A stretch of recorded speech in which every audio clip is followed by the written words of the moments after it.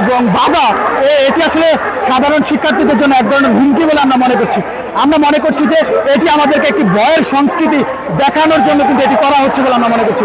আমরা দেখছি একটি ভয়ার্থ পরিবেশ কিংবা ভয়ার্থ পরিস্থিতি, শিক্ষার্থীদের মধ্যে ভয় ঢুকিয়ে দেওয়ার একটি পায়তারা কিন্তু চলছে বলে আমরা মনে করছি।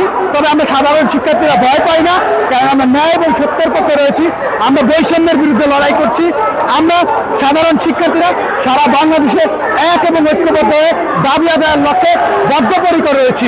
আমরা বিশ্বাস করি আমরা শান্তিপূর্ণ কর্মসূচির মাধ্যমে আমরা আমাদের দাবি আদায় করতে পারবো। কারণ আমরা ভয় কেন পাবো? কারণ আমরা 52-এর উত্তরসূরি, আমরা 71-এর উত্তরসূরি, আমরা 69-এর উত্তরসূরি, আমরা সেই 2018 সালের উত্তরসূরি। 18-এর উত্তরসূরিরা ভয় পায় না, ভয়কে জয় করে তারা তাদের দাবি আদায় করতে জানে। এখন গত কয়েকদিন ধরে কিন্তু আমরা লাগাতার কর্মসূচি করে আসছি আমাদের এক দফা দাবিতে। আমাদের যে আইনশৃঙ্খলা বাহিনী রয়েছেন তারা কিন্তু গত কয়েকদিন আমাদেরকে সহযোগিতা করেছিলেন, কিন্তু হঠাৎ করেই আজকে দেখলাম যে ঢাকা এবং ঢাকার বাইরে আমরা যখন বিকেলে আমরা যখন কর্মসূচি নিয়ে আমাদের কুমিল্লায় আমাদের আন্দোলনরত ভাই বোনরা যখন বের হন, তাদের উপরে কিন্তু পুলিশ চড়া হন এবং তাদেরকে কিন্তু হামলা করেন। এক পর্যায়ে কিন্তু আমাদের কয়েকজন শিক্ষার্থী কিন্তু রক্তাক্ত হন সেখানে।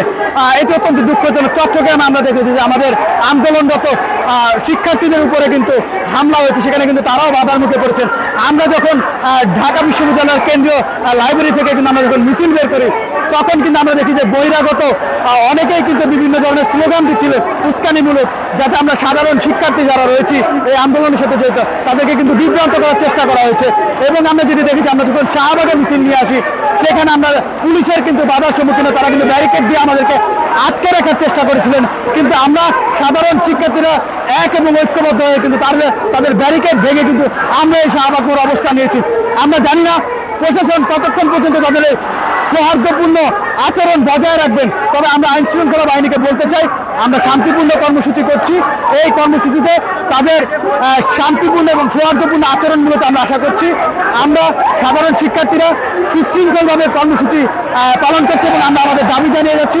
আশা করছি যে প্রশাসনও তাদের সুশৃঙ্খল এবং সজাগ দৃষ্টি আমাদের উপরে রাখবেন এবং সদয় আচরণ করবেন এবং তারা কোনো ধরনের আমাদের উপরে চড়াও হবেন না বলে আমরা আশা রাখছি।